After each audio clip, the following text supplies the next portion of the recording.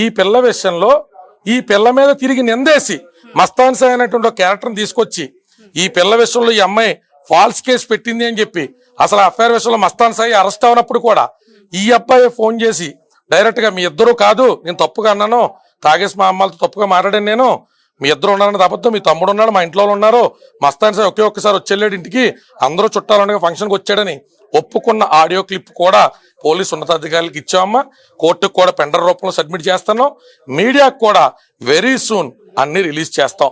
నిన్న ఏవైతే అతను ఎడిట్ చేసినటువంటి ఆడియో క్లిప్స్ ని కావాలని ఈ అమ్మాయి ఇమేజ్ టార్నిష్ చేయడం కోసం ఒక 20-30 ఫేక్ అకౌంట్లు పెట్టుకుని ఈ అమ్మాయిని రోడ్డుకి లాగుతున్నాడు అన్ని విషయాలు క్లారిటీ ఆడియోలో ఉంది. ఖచ్చితంగా లావణ్య గారి గొంతేనా, లావణ్య గారి కాల్ అయినా ఇందులో తప్పే ఉందమ్మా. ఎడిట్ చేసి అన్నారు. ఎదరా వెనకాతల తెలియనప్పుడు బూతులు తిడుతున్నప్పుడే చెప్తున్నారు అనుకోండి అమ్మా. మరి మేము కూడా ఈ బీర్ బాటిల్ ఇచ్చిన బొరలు బాగా కొట్టాడంటారు అడుగుతాం కదమ్మా.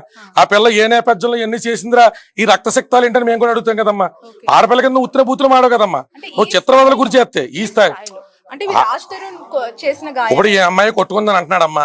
ఇప్పుడు వాళ్ళిద్దరు బెడ్రూమ్ లో కెమెరాలు పెట్టినైతే కాపురం చేయరు కదమ్మా. సో ఇవన్నీ ఏం జరిగినాయి అన్నది కోర్టుకు వచ్చినప్పుడు క్రాస్ ఎగ్జామినేషన్ లో చెప్పండి. ఆ పిల్ల ఎందుకు తిట్టింది, ఓ నిస్సారాలు ఆడపిల్ల పచ్చి బూతులు తిట్టుకునేటువంటి పరిస్థితికి ఎందుకు వెళ్ళిపోయింది? ఇంత దారుణంగా ఎలా? ఇంకా చాలా ఉన్నాయిలేమ్మా. ఇంకా ఇప్పుడు మనం రాస్తారన్న వ్యక్తి మనం ఏదో వచ్చి చాలా క్యూట్ బాయ్ లవర్ బాయ్ చెప్పేసి వెళ్ళిపోయి కదా మీడియా ముందు. ఇంకా చాలా విషయాలు ఉన్నాయి, అన్ని బయటకు తీసుకొస్తాం. ఈ పిల్లతో నువ్వు కాపురం చేసిన మాట వాస్తవా కాదా? ఈ పిల్లని నువ్వు అక్రమ సంబంధం అంటగడ్డానికి ట్రై చేసిన మాట వాస్తవా కాదా? నీతో ఇప్పుడు ఉన్నటువంటి గర్ల్ ఫ్రెండ్ ఈ అమ్మాయిని దొంగ కేసులో ఇరికించే ప్రయత్నం చేసిందా చేయలేదా? ఎవడు ఏ పోలీస్ కేసు కానిస్టేబుల్ ఫోన్ చేస్తే దాన్ని కూడా బొక్కలో ఎత్తామన్న మాట అన్న ఆడియో క్లిప్పులు కానించి ఈ అమ్మాయిని రైల్వే స్టేషన్ నుంచి ఎలా లాక్కెళ్లారో ప్రతి వీడియో కూడా మీడియాకు కూడా మేము ఖచ్చితంగా రిలీజ్ చేస్తామమ్మా. ఇప్పుడు మీతో మాట్లాడినటువంటి ఏ విషయానికి కూడా ఆధారం లేకుండా మేము మాట్లాడట్లా. ప్రతి దానికి మా దగ్గర ఆధారం ఉంది, ప్రతి వివరణ ఉంది. అమెరికా వెళ్తున్నప్పుడు రాజుతరుణ్ అమ్మా నాన్న ఈ అమ్మాయిని అమెరికా ఫ్లైట్ ఎక్కించడానికి తిరిగి ఫ్లైట్ లో వస్తుందన్న సంగతి ఒక రాజుతరుణ్ తప్ప ఎవరికి తెలియదు. అక్కడ కుక్కకి టికెట్ లేదని చెప్పి కుక్క సర్టిఫికెట్ లేదని వెనక్కి పంపించేస్తే ఆ సర్టిఫికేట్ గురించి అమ్మాయి 14 గంటలు వెయిట్ చేసి మళ్ళీ 16 గంటల ఫ్లైట్ పట్టుకుని న్యూజెర్సీ నుంచి వస్తే వచ్చి రాగానే ఢిల్లీ నుంచి సికింద్రాబాద్కి వెళ్తే సికింద్రాబాద్ రైల్వే స్టేషన్ లో పోలీసులు ఎలా లాక్కెళ్లారు అనేటువంటి వీడియో కూడా మా దగ్గర ఉంది. నా దగ్గర ఏమున్నాయి సార్, నా బాక్స్ లో ఓపెన్ చేసి ఎక్కడ చెక్ చేశారు కదంటే డోర్ మూసుకుని నువ్వు కారు ఎక్కని చెప్పి తీసుకెళ్లి 4 గ్రాములు MDMA ఎవడు పెట్టాడో ఎవడు చేయించాడో విషవేంటో అన్ని కూడా బయటికి వస్తాయి.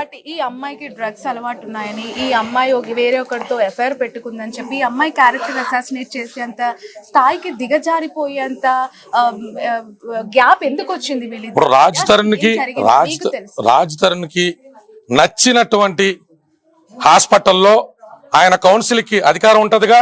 ఈ పిల్ల డ్రగ్ అడిక్ట్ కాబట్టి వ్యసన పర్రాలుగా నేను వదిలేసానని చెప్పుకుంటాడుగా. బ్లడ్ టెస్ట్ ఎప్పుడు చేయించాడో చెప్పానండి. బ్లడ్ టెస్ట్ కోర్టు పర్మిషన్ ఎప్పుడు చేయించాడో చెప్పానండి. ఆ మస్తాన్ సాయి తీసుకొస్తాం, ముగ్గురిని కూర్చోటి ఒకసారి పంచాయతీ పెడదాం, ప్రెస్ క్లబ్కి రమ్మని చెప్పండి. దమ్ము ఉంటే తను చేసినటువంటి ఎలిగేషన్స్ లో చావు ఉంటే అతనికి కెపాసిటీ ఉంటే రమ్మని చెప్పండి ప్రెస్ క్లబ్ దగ్గరికి. ఎందుకు వచ్చిన వచ్చినప్పుడు లావణ్య ఎందుకు బయటకు వచ్చి ఎందుకు మాట్లాడదమ్మా? పిల్ల కొంత నొక్కిరమ్మా. రాజ్ తరుణ్ తో ఉన్న ఇష్యూస్ ఎందుకు బయట చెప్పలేకపోయింది తను? అమ్మ తనే 40 రోజులు జైలుకి బయటకు వచ్చింది. అంటే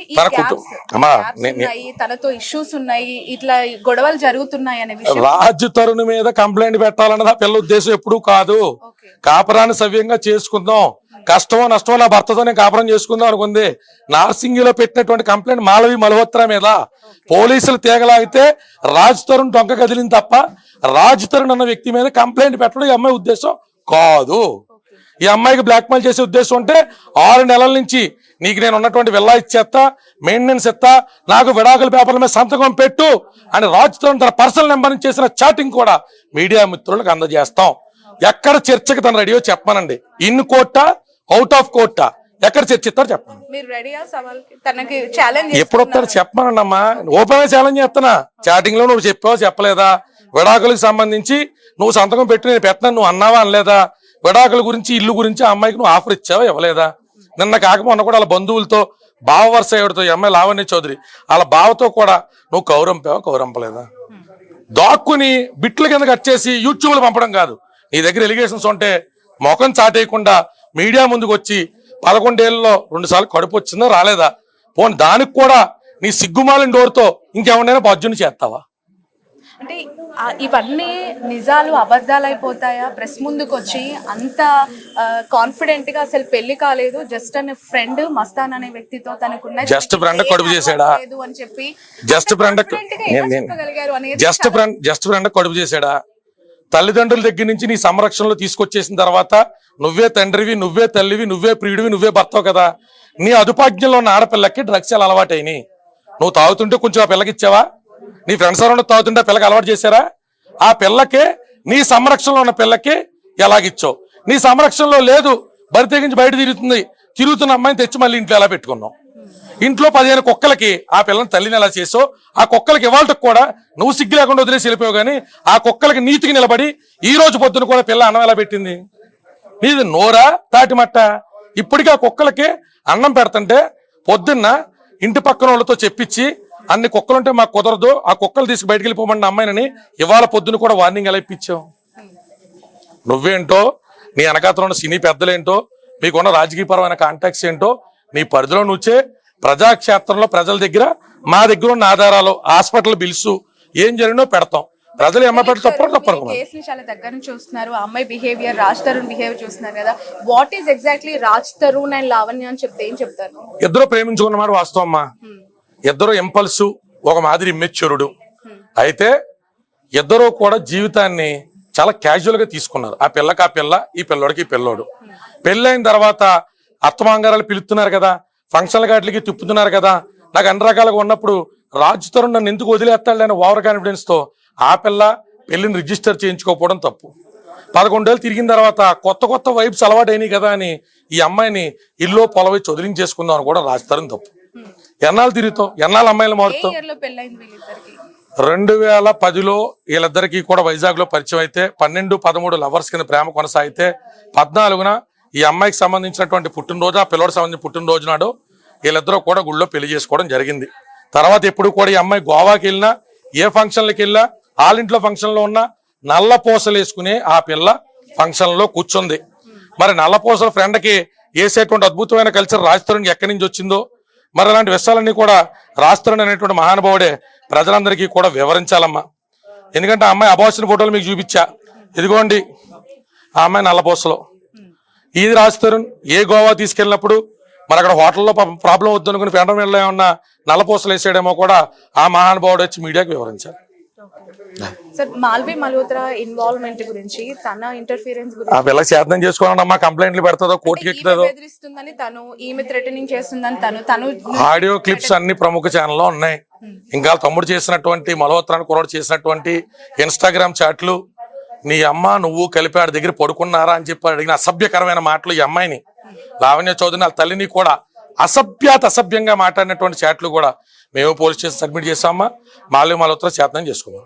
రాజ్ తరుణ్ గారి ఫ్యామిలీ నుంచి ఎలాంటి రెస్పాన్స్ వచ్చిందండి? అంటే ఈ అమ్మాయికి తరపున వాళ్ళు ఏమైనా మాట్లాడారు? అలా తెలియదండి అమ్మా, ఈ పిల్లకంటే ఏం జరిగిందని సంగతి. ప్రయాణంలో తర్వాత వదిలించుకుంటానని చెప్పి మాట్లాడినప్పుడు ఏ తల్లిదండ్రులైనా కొడుకుకి నచ్చ చెప్తూ ఉంటారు, లేదంటే ఉండమని చెప్తూ ఉంటారు కదా. అమ్మా వాళ్ళు ఏం చెప్పారో ఏం చెప్పలేదో, ఈ పిల్లకి అన్యాయం జరుగుతుంటే మాత్రం చిద్దులాసంగా చూస్తా కూర్చున్నారు.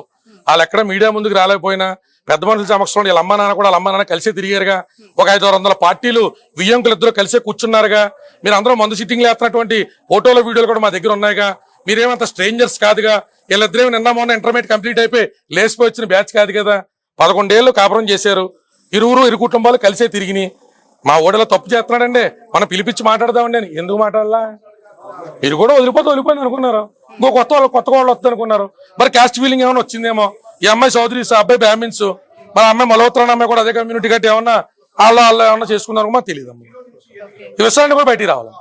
ఇప్పుడు నెక్స్ట్ ఫర్దర్ గా లావణ్య తరపున ఎలాంటి డెవలప్మెంట్స్ ఉండబోతున్నాయి? అంటే తను చాలా నర్వస్ గా ఉంది, సహాయం కోరుతోంది. ఆ పిల్ల అన్నం కూడా తినలేదు 4 రోజుల నుంచి. ఇండస్ట్రీ నుంచి ఎవడొస్తా వచ్చాడు, రాకపోతే రాపడమ్మా. న్యాయస్థానాలు లేవా? ఎక్కడికి హైకోర్టుకి వెళ్తా, హైకోర్టుకి సుప్రీంకోర్టుకి వెళ్తాం. ఆ పిల్ల దగ్గర ధర్మం ఉంది. ఆ అబ్బాయి వాడుకున్నాడు, వంచాడు, నాశనం చేశాడు ఆ పిల్ల జీవితాన్ని. వెళ్తా కూడా తిన్నంగా వెళ్లకుండా ఆ అమ్మాయికి కూడా ఎవరితో రొంకంట కట్టి వెళ్తున్నాడు. మరి ఆ పిల్ల జీవితాన్ని ఎవరు చక్కదిద్దుతారు? ఎవరికి ఏం తెలిసిన మాట్లాడుతున్నారు? ఆ పిల్ల బూతులు తిట్టేస్తుందంటే కడుపు రగిలిపోయిన ఆడదేం చేస్తుంది? బూతులు తిట్టుకొని ఇట్లు చెప్తుందంటమ్మా. కడుపు రగిలిపోయి కడుపులు తీయించుకొని అన్ని రకాల బాధలకు గురే 15 కుక్కల మధ్యలో బతుకుతుంటే ఆ పిల్ల గోట్ అనే సినిమాలో, డాగ్ అనే సినిమా తెస్తే ఈ పిల్ల జీవిత చరిత్ర తీయాలి.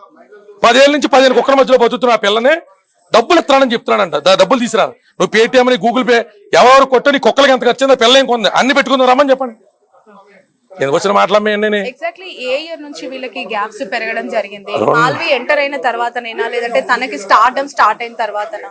లాక్డౌన్ తర్వాత నుంచి మనోడు చేస్తున్నటువంటి కొంత అనుమానాస్పదంగా ఉన్నా పిల్ల అడ్జస్ట్ అవుతూ వచ్చింది. సినిమా ఇండస్ట్రీ కదా కొన్ని విషయాలు అంటే పట్టించుకోకూడదు అన్నట్టుగా 1-2 సార్లు చిల్లుబుర్లు ఆడుకున్నా.